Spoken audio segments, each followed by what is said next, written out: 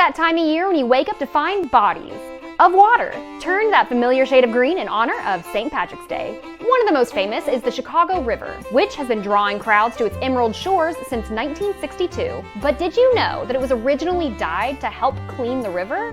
Back in the day, the Chicago River was less of a river and more of a soupy, toxic mess with only a few species of fish living in it. Mostly it was used as a convenient way to remove sewage and industrial waste. But as the city grew, efforts to clean the river had increased.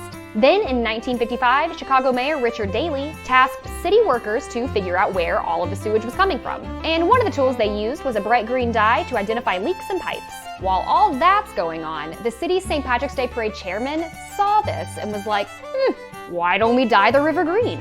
And so it was, in 1962. So that's how that started. But since then, the river has come such a long way thanks to policy decisions such as dam removal and habitat restoration.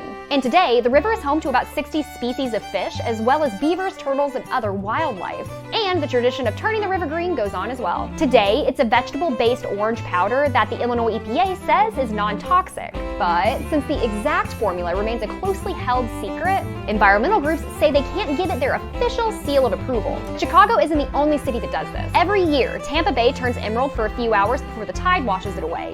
They use a dye that's commonly used in eye surgery. San Antonio, Texas also uses an eco-friendly dye to transform its namesake river into the River Shannon. Should cities keep this tradition going or scrap it for more environmentally conscious festivities?